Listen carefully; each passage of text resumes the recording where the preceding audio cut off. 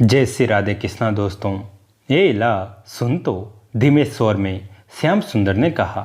उनकी बात सुन में समीप गई तो उन्होंने एकांत में चलने का संकेत किया। वहाँ चलकर कुछ क्षण सोचते रहे, फिर बोले, मेरा एक काम है, करेगी?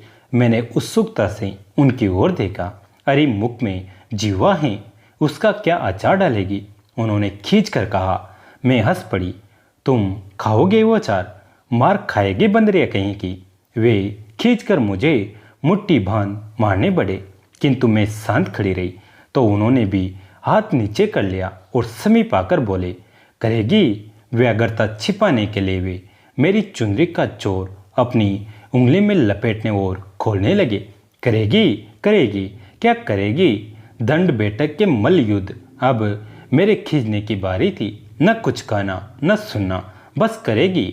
मेरे मुख में जीवा न सही, तुम्हारे तो हैं, फिर बोल क्यों नहीं फूट रहा? घर में सारा काम काज यूं ही पड़ा है, मैं या मारेगी? मैं चलूं? मैंने चलने का उपक्रम किया। मैं तेरे हाथ जोड़ू सकी, नेक रुक जा। सचमुच श्याम ने सम्मुख आकर हाथ जोड़ दिए। मैं अवाक रह गई। क्या काम है कहो इला? उन्होंने बरसाने को आतुर नयन उठाकर मेरी ओर देखा। आज प्रातः से अब तक श्री जी के दर्शन नहीं हुए। कुछ रुक रुक कर उन्होंने पूछा, तू बरसाने जाएगी? हो आऊंगी, तुम संदेश कहो। मेरी ओर से करबद्ध विनती करना। मेरे सभी अपराध क्षमा करके श्री किशोरी जी की इस अकिंचन को दर्शन दे। अपने सौभाग्य पर मैं फूली न समाई, किंतु ऊपर से पूछा, सुनो श्याम सुंदर, मुझे घर में बहुत कार्य करना पड़ रहा है। मैं या खींच रही होगी, इस पर भी मैं तुम्हारा कार्य करूंगी, किंतु तुम मुझे क्या दोगे? मैं तुझको क्या दूंगा? श्याम ने व्यवस्था से इधर उधर देखा। क्या दो सकी? तुझे देने योग्य तो मेरे पास कुछ भी नहीं है। ये क्या कहते हो? व्रज में आने वाले सारे ऋषि मुनि, त्रिभुवनपति, प्रापर पुरुष, लक्ष्मीपति, जाने क्या क्या कहकर तुम्हारी चर्चा करते हैं। सो तो कहे सकी, पर वो सब तू लेगी ना बाबा। मैं क्या करूँगी उसका? फिर बिना कुछ लिए तो मैं काम करूँगी नहीं, ये निश्चय समझना। अच्छा सकी, ऐसा कर, मेरे पास जो है उसमें तुझे रुचे सो मांग ले। तुम्हारे पास क्या है भला? मैंने तुनक कर कहा, एक कचनी, एक पिचोरी और लकूट मुरली। मैं क्या करूँगी इनका? मैं तेरे पाँव पड़ रहा। सचमुच श्याम ने आगे बढ़कर मेरे पाँव छू ले। कन्हई तेरो ऋणी रहेगा। कहते कहते उनका गला भराया और मेरा हृदय उछलकर भारान गिरने को हुआ।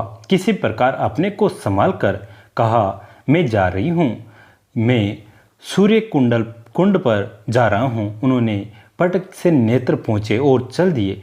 घर जाकर मैंने पवित्रा की बचिया को खोलते हुए उसके कान में कहा, बरसाने की ओर भाग जाना। अरे इला, ये बचिया कैसे छूट गई? मैं यह चिल्लाई। मैंने दूसरी ठोर बांधने को खोली तो भाग गई।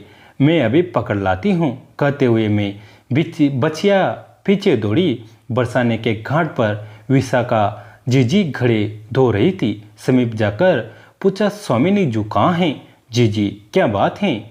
आ रही हैं, संदेश लाई हूँ, मैंने धीरे से कहा। फिर जोर से बोली, बचिया दौड़ा दौड़ा कर थका मारा जीजी, दैया मारी, अब कैसी शांत खड़ी हूँ तुम्हारे समीप। स्वामिनी जो सखियों से घिरी पधारी। मैंने समीप जा चरणों पर सिर रखा। उन्होंने दोनों हाथ से उठाकर हृदय से लगा लिया। उस महाभाव व पुक का स्पर्श पा मेरी चेतना लुप्त हो गई। दोस्तों, कैसी लगी आज की कहानी? कमेंट करके ज़रूर बताएं। वीडियो को लाइक करें, चैनल को सब्सक्राइब करें, घंटी के बटन को दबाकर ऑल पर क्लिक करें। दोस्तों, इस कहानी को अपने दोस्तों के साथ, फैमिली के साथ शेयर जरूर करें। कहानी अंत तक सुनने के लिए आप सभी का तहे दिल से धन्यवाद।